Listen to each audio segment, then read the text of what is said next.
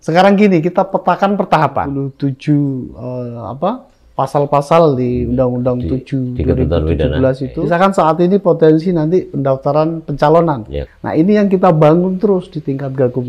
Begitu pengawas mengajukan perkara dalam rapat mereka, saya rasa kan harus serta-merta aja gitu. Khawatirnya bahwa penyidik oke, kejaksaan oke, tapi bos mereka belum tentu setuju.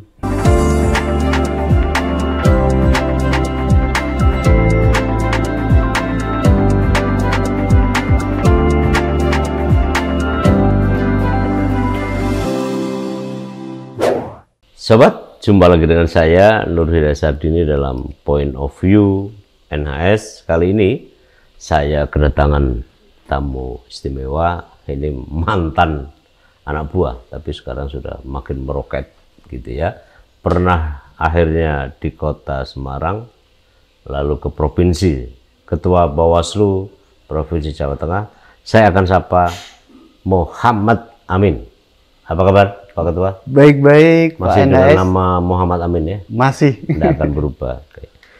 Apa yang sedang dikerjakan oleh Bawaslu Pak Ketua? Baik, dalam tahapan pemilu tahun 2024 ini, Bawaslu Provinsi Jawa Tengah, pertama yaitu terkait dengan konsolidasi internal. Konsolidasi internal ini menyiapkan perangkat-perangkat sampai tingkat kecamatan, sampai kelurahan yang ini sudah terbentuk dari sisi kelembagaannya.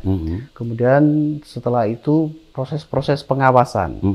Sampai tahapan ini Pak NHS dapat kami sampaikan bahwa kami tengah pengawasan, yaitu proses tahapan kepada nanti pencalonan calon legislatif, anggota DPR. Sekarang posisinya sedang ke situ ya? Ke sana.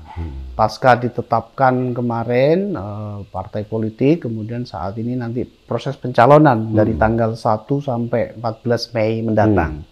Artinya ini kesiapan partai politik. Kemudian yang kedua juga pasca diputuskan daftar pemilih sementara tanggal 14 kemarin. April. Nah, nanti sampai tanggal 3 itu kami proses pengawasan terkait dengan pencermatan pada daftar pemilih sementara, yaitu proses DPSHP. Kalau lihat di pemilu yang lampau, pilkada yang lampau juga, apa kira-kira yang mungkin terjadi ya Ketua ya di pemilu 2024 ini? Apa kira-kira yang kalau dari sisi Bawaslu? Kalau deteksi Bawaslu saat ini memang ada potensi-potensi terkait dengan daftar pemilih. Misalkan masih adanya pemilih yang meninggal dunia masih tercantum. Nah, pencermatan kami di sana. Di Jawa Tengah ada juga? Ada juga. Kemudian berapa pindah domisili. Kalau jumlah sementara adalah sekitar 700-an. Oh ya? Ya, masih ini banyak juga masih ya? Kita coba lagi. Tapi artinya kami juga perlu apresiasi langkah-langkah KPU dengan menyisir dari setiap persoalan-persoalan yang ada untuk dikomunikasikan dengan kami pengawas. Artinya ini berjenjang mulai dari tingkat PPS, PPK sampai kabupaten kota sampai tingkat provinsi. Kami juga mengadakan pertemuan-pertemuan rutin dengan KPU, pihak KPU untuk menelusuri ini terus. Artinya kita berharap bahwa pemilu 2024 ini dari sisi daftar pemilih ini clear lah. Itu Pak. Kalau selain tadi ada orang yang meninggal masih tercantum gitu ya, lalu pastilah orang yang yang bepergian gitu ya. Jadi di istilah saya itu, kalau daftar pemilih itu selalu tergantung pada peristiwa demografis. Betul. Ya. Natalitas ya, itu orang lahir, ini bagiannya Adminduk ya, pemerintah. Lalu kematian, mortalitas gitu ya. Dan yang ketiga ini yang paling runyam ya, kadang-kadang antisipasinya tidak terlalu jauh, ialah pada mobilitas. Orang pindah, tiba-tiba alamannya sudah ganti kan. Itu tadi orang yang sudah meninggal tadi, mortalitas juga masih tercantum gitu ya. Sebenarnya akar masalahnya apa ya Pak Ketua? Kok bisa begitu? Jadi akar masalahnya bukan semata pada ini hasil kami konsultasi dan juga ngobrol dengan Disduk Capil. Kalau di tingkat Jawa Tengah Permades Dukcapil. Nah, kemarin pertemuan rutin itu kami lakukan. Ternyata persoalannya adalah juga kesadaran masyarakat sendiri, Pak Ketua. Artinya gini, ada juga masyarakat yang belum sepenuhnya punya waktu untuk menyampaikan ini kepada pemerintah. Misalkan tidak melaporkan adanya akte kematian. Nah, ini persoalan utama yang harus kita urai juga. Kemudian yang kedua memang ada proses kelalaian. Artinya kelalaian ini kan di dalam sistem. Artinya kan kalau kita bicara sistem kan artinya menyeluruh, berjenjang. Nah, ini juga yang harus kita urai bersama. Nah, artinya kami di pertemuan KPU, pertemuan Disduk Capil ini selalu mengurai itu, memetakan masalah satu persatu. Oh, persoalan kematian misalkan, kenapa ini tidak masih ada juga di DPS misalkan. Nah, ini kemudian diurai satu, oh permasalahannya ini. Nah, lalu langkah kami apa? Yaitu melakukan sosialisasi kepada masyarakat, sebagaimana dilakukan oleh KPU juga. Kalau itu, apakah KPU menerima terhadap semua yang diajukan ya, hasil pengawasan? Sejauh ini KPU sangat terbuka untuk diproses tahapan ini. Artinya setiap masukan atau hasil pengawasan kami selalu ditindaklanjuti. DPS di sini berapa? DPS di sini jumlahnya saat ini 28.432.762. 28 juta ya? Iya, artinya ada kenaikan lah kalau di 2019 sedikit. 2019 berapa? Sekitar 27-an. Oh, penduduk Jawa Tengah 1 juta meningkat ya, sepanjang meningkat 5 tahun. Sedikit. Dari pemilih maksud saya. Ya. Oke. Nah, kadang-kadang gini, ada dalam daftar pemilih gitu ya, itu ada masalah gitu ya. Misalnya Bawaslu, jajaran Bawaslu ajukan hasil pengawasannya kepada KPU. Gitu ya. Tapi kemudian kan kita tahu ada sistem sidale itu yang entahlah sekarang ya, tapi dalam sejumlah pemilu terakhir itu masih justru jadi masalah. Jadi begitu teman-teman di bawah PPS, PPK lalu mengajukan yang sudah bahkan di cleansing sekalipun itu masih bermasalah. Mungkinkah juga itu akan terjadi di pemilu 2024 ini, Pak Ketua? Bisa jadi karena gini, karena kan ini sistem yang memang secara teknologi kadang ada satu titik trouble yang memang dari sisi kebijakan sekarang KPU kan sudah lebih ini menggunakan teknologi informasi, misalkan terkait dengan sidale ini. Memang ada beberapa hal yang tadi ketika misalkan meninggal dunia tidak dilaporkan, kan KPU punya kewajiban bahwa tidak boleh menghilangkan hak pilih orang. Pasti. Nah, ini kekhawatiran ini yang memang kadang nanti bisa jadi terjadi. Tapi kan kalau sudah jelas meninggal dunia kan ngapain? Coba kan normatif KPU itu kan harus ada surat gitu. Ya. Yang ini mungkin nanti kita urai jalan keluar. Dan itu angkanya tadi ya 7.000 tadi ya? 7.000-an. 7.000-an kan besar itu. Tapi sampai saat ini kami kan sudah pemetaan, artinya tidak sampai sejauh itu semuanya. Baik yang pindah, tidak hanya yang meninggal dunia, pindah domisili. Cuma memang hari ini kan kita sedang sisir semuanya. Ini kan KPU memberikan kesempatan kepada masyarakat untuk melakukan masukan. Nah, semoga saja nanti sudah clear ketika menjadi daftar pemilih tetap. Dalam daftar pemilih tadi, terutama mobilitas di daerah-daerah Jawa Tengah ya, tidak semuanya misalnya kayak ada apartemen ya. Apartemen itu yang saya lihat selain di Semarang ini, di Solo, di Sukoharjo kan, orang kan susah didatangi. Betul. Misalnya di Jawa Tengah ini, di Semarang ini kan ada juga rumah-rumah yang mentereng gitu ya, tetapi orangnya tidak ada loh. Begitu didatangi oleh petugas Pantarlih misalnya, bosnya nggak ada. Bosnya tidak memberi kuasa titip pesan supaya nanti didaftar. Nah, dalam situasi seperti itu nanti pada saat hari H namanya nggak ada. Kalau gitu. Nah, itulah yang menurut saya sering jadi masalah. Bawaslu dalam menghadapi begitu? Kami kemarin sudah di internal juga kami sampaikan dan juga lewat melalui pengawasan kami ke KPU bahwa antisipasi. Antisipasi kalau kemarin yang kejadian misalkan di Semarang, itu kami melibatkan petugas dari jajaran kelurahan, RT RW. Jadi kami datangi RT RW untuk menanyakan mana kondisi alamat rumah tersebut. Kemudian mereka kan di Semarang khususnya ya, itu kan punya grup. Masing-masing RT RW itu punya grup. Artinya menginformasikan langsung, itu. Artinya tindak lanjut dari apa hasil pengawasan kami seperti itu. Gini Ketua, soal saya itu punya gambaran ya, agak sinikal sih sebenarnya tentang kutukan. Kalau KPU itu dikutuk karena daftar pemilih, tadi kan lebih banyak KPU itu tadi. Lalu Bawaslu adalah politik uang, praktek politik uang. Menurut Ketua gimana? Nah ini politik uang. Politik uang ini dari kita mengalami beberapa kali pemilu ya, kalau tidak salah dari tahun 55 sampai 2019 kemarin. Artinya politik uang ini memang belum bisa dihilangkan 100%. Masih saja terjadi.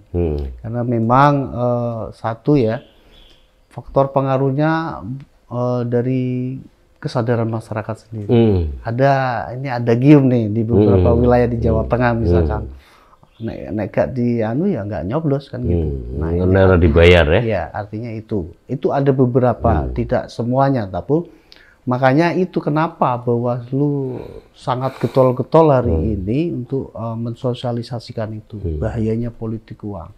Kalau kita bicara politik uang artinya kan terstruktur, artinya mulai dari mungkin langkah-langkah kebijakan, kemudian dari sisi regulasi, kemudian kesadaran masyarakat. Nah, tugas kita pengawas pemilu yaitu kan saat ini dengan tagline pengawasan, pencegahan dan penindakan.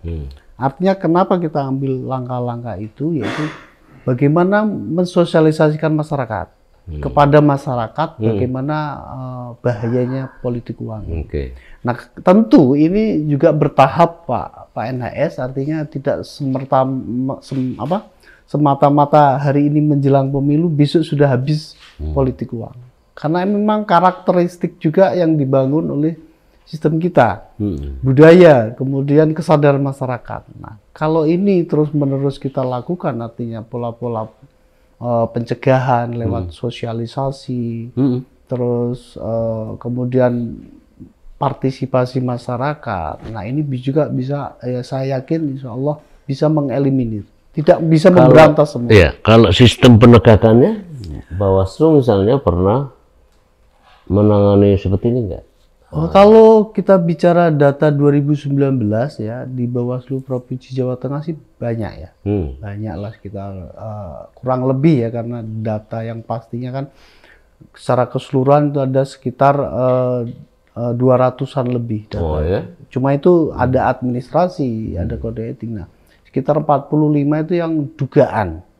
Kadang kan kita penegakan hukum ini juga terutama di politik uang. Itu semua bisa masuk ke pidana misalnya diputus? Tidak semuanya, karena kan gini, ada saat ini kan kita ada sentra gakumdu yang melibatkan tripartit dengan kepolisian, dengan kejaksaan. Artinya pada tahapan-tahapan tertentu itu memang pembahasan pada tingkat pertama dan kedua. Nah, karena tingkat pertama adalah ketika di partit sentra gakumdu. Nah, ini persoalan juga gitu kan. Karena kan ya itu tahap apa kalau di tahapan mayoritas di kampanye.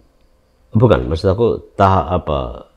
Level pertama tadi? Level pertama kan adalah bisa juga lewat temuan atau laporan. Nah, Oke. kemudian ketika laporan ini kan dari durasi waktu kita punya 7 hari. Oke. Kemudian dari hasil kajian awal, kemudian diplenokan oleh Bawaslu, kemudian apakah ini masuk ranah pidana. Ketika ranah pidana lalu kita sampaikan kepada Gakumdu. Oke. Nah, kadang di sini adalah kurangnya cukup bukti. Oke. Nah, terus kemudian dan di situ kemudian polisi misalnya, nah, nggak nggak setuju kalau Ya. dimajukan. Diputuskan bahwa itu memang kekurangan alat bukti dan saksi dan lain sebagainya. Itu Nah, tahap ini pertama. tahap biasanya. pertama. Itu udah lebih sering itu. Iya. Perbedaan antara pengawas dengan kepolisian. Kepolisian. Itu biasanya di situ ya. Rata-rata di situ yang kasus-kasus kita tangani. Kalau 200 perkara tadi, 200 kasus tadi, berapa kira-kira itu kalau sebagian besar di antaranya? Misalnya 75%? Nggak sampai. Nggak sampai ya? Kalau yang sampai ini di Jawa Tengah ya 2019 itu cukup kecil lah. Artinya nggak nyampe 50% itu bisa ditangani pada P21 ke pengadilan. Oke, P21. Nah, kalau level pertama, level kedua biasanya terkait dengan? Level kedua adalah pada saat diputuskan bahwa ini bisa diteruskan. Nanti di tingkat penyidikan. Nah, di tingkat itu sudah polisi dan jaksa sudah sepakat? Sudah sepakat. Nah, cuma kan kadang di sana juga tadi kendala-kendala utama di tingkat itu bahwa ada muslim terkait dengan proses hukumnya, sehingga itu tidak bisa dinaikkan ke tingkat berikutnya. Menjadi apa, ke pengadilan, diputus pada tahapan di tingkat kedua oleh Gakumdu. Ada 2 level tadi ya? Ya. Nah, setelah itu sebagian kecil diantaranya masuk pengadilan tadi ya? Ya, sebagian kecil. Sebagian kecil. Berapa kira-kira kalau di 2019? Kalau 2019 paling sekitar 20-an%, Pak. 20-an%. Itu sampai ke sana ya, sebagian besar diputus ya? Diputus. Tapi perkara anunya tentang apa? Ya, tindak pidananya? Tindak pidana politik memberikan sesuatu, barang atau uang kepada pemilih dan lain sebagainya. Nah, ini banyak dilakukan juga oleh perseorangan. Ini kalau saya loncat ke hal lain ya, masih di situ tapi begini. Apa sih sebenarnya kesulitan yang paling terasa, paling dirasakan? Karena saya lihat kan kalau pengawas pemilu maunya maju semua. Betul. Tidak pidana pemilu terutama, termasuk politik uang. Sementara polisi dan jaksa kan lebih banyak menurut saya, sejak zaman kami juga begitu, supaya jangan banyak. Ya kan? Ya. Nah, apakah itu juga mewarnai dalam 200 kasus tadi yang ditangani, dalam kaitan hanya pidana loh maksudnya? Sangat mewarnai, karena gini, ada kadang di beberapa kabupaten itu ada perbedaan tafsir. Nah, itu yang terutama di sana.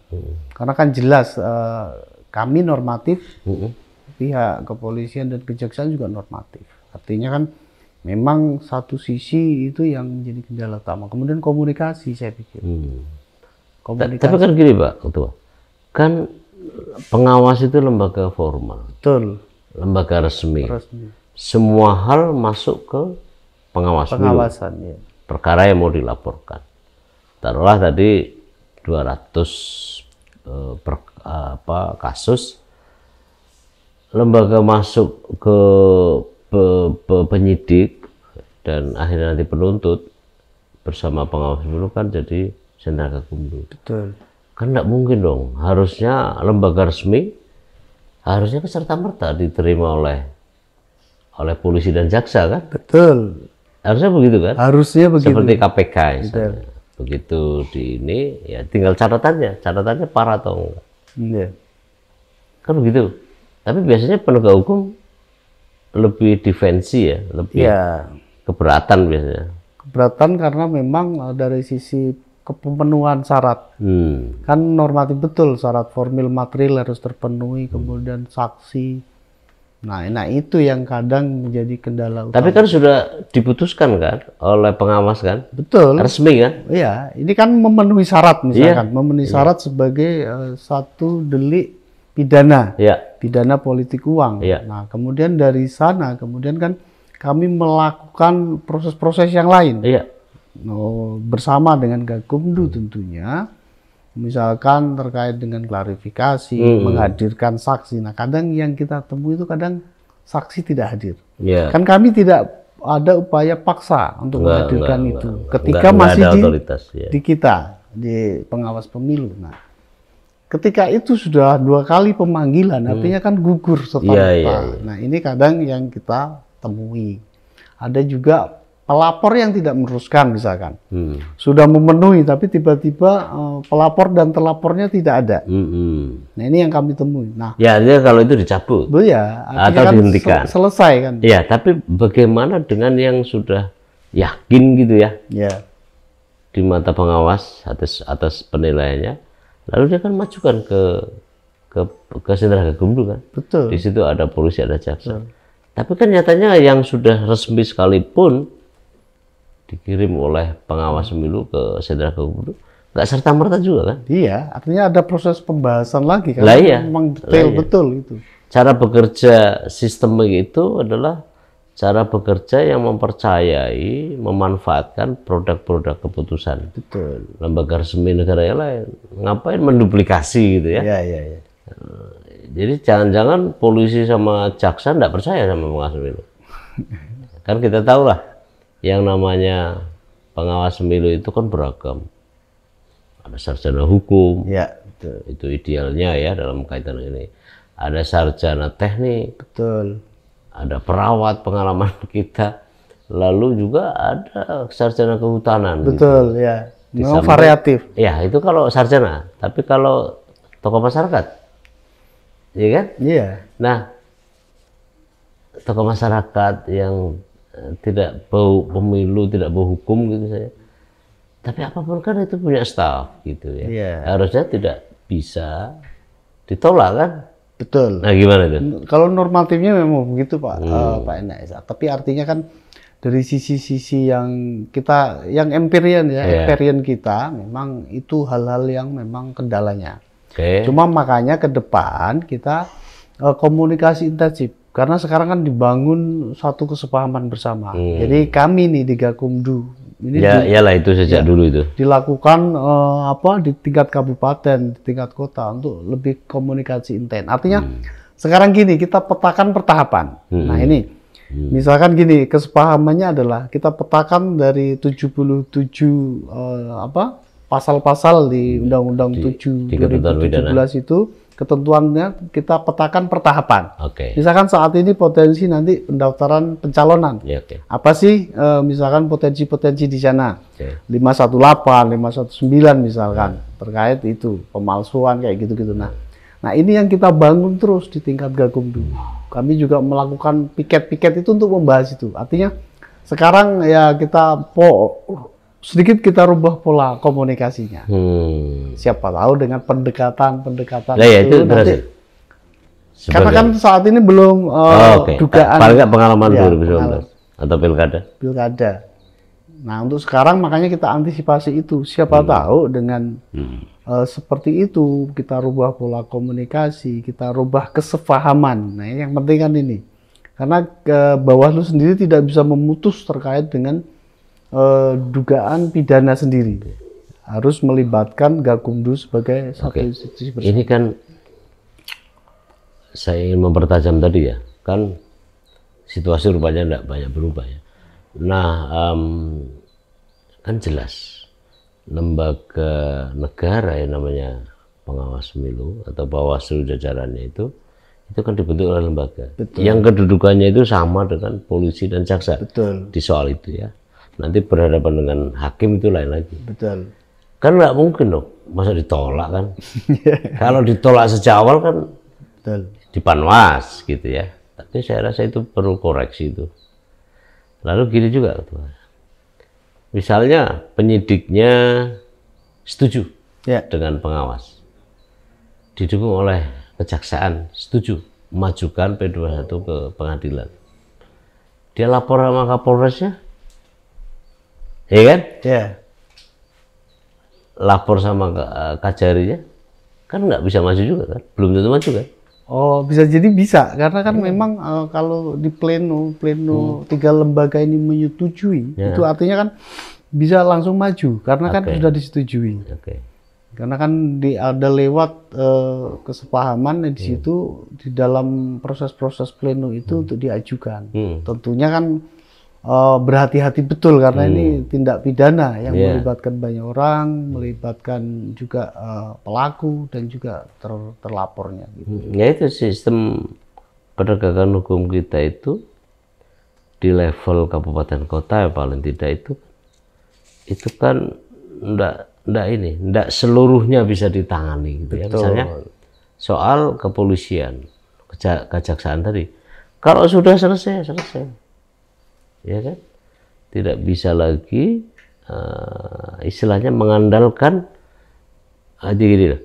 Jadi konstruksi penegakan hukum, sistem penegakan hukum itu jelas sekali di situ harusnya kan begitu pengawas mengajukan perkara dalam rapat mereka, saya rasa kan harus serta merta aja gitu. Betul. Nah, khawatirnya bahwa penyidik oke, kejaksaan oke yang ditugaskan di Penegakan Hukum itu, tapi bos mereka belum tentu setuju, ya kan?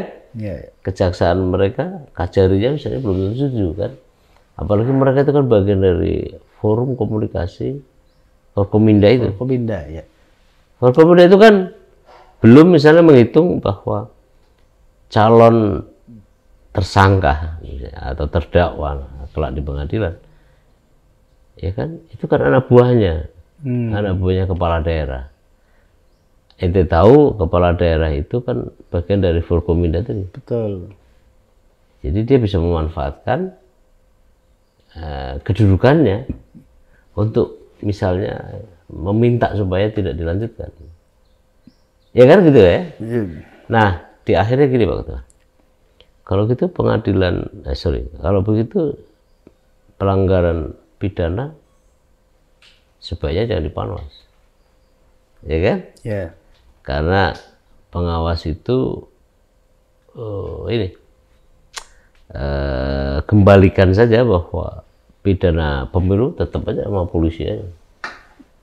Ya, karena kalau begitu rugi gitu ya. Padahal kan buang biaya waktu, saya renungkan itu begitu. Apa-apa kan yang ditagih kan pengawas. Iya. Bukan kepolisian. Gimana itu? Jadi gini, artinya kan pertama memang dari sisi regulasi. Nah, apapun itu kita kan pengawas muaranya pada regulasi, menjalankan apa dari perintah regulasi tersebut. Ketika itu memang termaktub di dalam regulasi, khususnya di pemilu 2024 ini kan masih menggunakan Undang-Undang 7. Nah, artinya ketika itu ada perubahan di sana ya kami serta-merta akan mengikuti. Nah, itu pertama. Kemudian yang kedua, bahwa memang kalau melihat dari kasus-kasus itu, ya memang artinya kesepahaman itu kan yang ingin kita tonjolkan. Artinya karena ini normatif, bicara pidana kan bicara normatif, artinya dari sana keterpenuhan formil, material, saksi, alat bukti dan lain sebagainya, baru kita bisa majukan. Dan itu maunya polisi. Nah, memang kadang itu yang terjadi karena memang ada dari pasal-pasal tersebut yang tidak terpenuhi. Nah, ini kami juga berupaya untuk itu. Namun kalau memang dari sisi regulasinya, kembali lagi ke regulasi bahwa itu perintah regulasi, sudah kita kembalikan ke kepolisian. Misalkan pengawas hanya menemukan, misalkan pintu masuk pengawas baik pelapor dari masyarakat sebagai pelapor atau temuan. Ya sudah, pintu pertama itu kemudian ketika memenuhi formil material pertama langsung ke kepolisian. Iya kan? Iya. Kan sudah selesai itu harusnya. Selesai harusnya. Nah, kalau gini di luar itu Pak Ketua, apa konsep Bawaslu Jawa Tengah ya sebagai bagian dari Bawaslu tadi untuk mencegah tadi? Kan saya dengar ada patroli apa gitu. Betul, ya. Gimana itu? Jadi langkah-langkah yang kami ambil ketika itu kan kami ada namanya tugas tupoksi kita adalah pencegahan. Nah, pencegahan ini kita jabarkan kepada program-program kerja tentunya lewat program-program pencegahan. Nah, Jawa Tengah sendiri saat ini melakukan bentuk-bentuk pencegahan itu variatif. Misalkan mulai juga menggandeng seluruh elemen masyarakat. Yang ini sudah kita lakukan lewat divisi Parmas. Misalkan kemudian menggandeng juga akademisi. Misalkan dengan MOU beberapa universitas yang kami lakukan di semua jajaran di 35 kabupaten kota. Kemudian juga menggandeng teman-teman dari mahasiswa. Nah, oke. Kemudian langkah-langkah yang sangat strategis menurut kami adalah dengan membuat kader pengawasan partisipatif ini. Yang ini Nah, apakah mereka berusaha untuk mencegah politik uang? Nah, ini yang kita dorong. Artinya dari sisi misalkan pendidikan, kami melakukan sekolah kader pengawasan. Ini yang sudah kita lakukan sejak 2018 misalkan. Kita memasukkan unsur-unsur itu. Ini loh teman-teman pidana ini begini. Nah, teman-teman bisa membantu kami lewat itu. Itu biar. Ya, itu. Enggak, maksud saya apakah mereka kemudian melaporkannya kepada cuma kan kadang sebagai informasi awal, kemudian ditindaklanjuti oleh pengawas. Ya, konsep lah. Saya lama itu ya. Iya. Kemudian juga kami melakukan masif sosialisasi, baik berupa sosialisasi secara langsung. Yang saya tekankan ini pada hari H di lapangan gitu ya. Betul. Kan ada patroli. Apalagi itu desa pengawasan, desa kelurahan anti politik uang. Nah, itu tuh efektif ya. Kalau saat ini masih efektif karena memang misalkan saya kemarin kunjungan ke Magelang, Kabupaten Magelang itu ada daerah terpencil di bawah gunung, itu masih aktif Pak. Artinya komunitas mereka masih terpelihara dengan baik. Misalkan setiap Rabu mereka berkumpul mendiskusikan, ini loh teman-teman tahapannya. Potensi nanti akan begini ketika misalkan Bapak Ibu sekalian di desa ini akan ada misalkan potensi lah ya, bagi-bagi uang ketika apa. Ini kemudian mereka komunikasikan di pengawas tempat. Jadi itu masih jalan. Masih jalan. Terakhir, Ketua, apa harapan masyarakat kepada masyarakat maksud saya? Baik, terima kasih Pak NHS. Pertama, tentunya kami sangat berterima kasih diundang di Point of View ini, sesuatu yang luar biasa bagi kami. Kemudian yang kedua, menghadapi tahapan pemilu 2024 ini, kami berharap betul kepada masyarakat, terutama karena kami ini pengawas yang memang tupoksinya adalah pengawasan. Tentunya dalam pengawasan ini kami tidak bisa bekerja sendiri. Artinya perlu juga semua elemen masyarakat berpartisipasi di sana. Kemudian juga stakeholder, karena kita punya niatan yang sama bahwa pemilu 2024 ini kita berharap betul bahwa ini berjalan dengan baik, berjalan dengan demokratis dan juga berintegritas. Nah, tentunya ini juga peran serta masyarakat yang sangat kami butuhkan, terutama di dalam partisipasi pengawasan pemilu 2024. Sip, sobat, kita akan suah di kali kesempatan. Poin penting dari bincang-bincang ini adalah Bawaslu memerlukan masyarakat paling kurang untuk dua hal, sebagaimana topik kita kali ini. Yang pertama soal partisipasi untuk pengawasan daftar pemilih, dan yang kedua partisipasi untuk pengawasan praktek politik uang supaya tercegahkan. Point of View, sampai jumpa di kali kesempatan.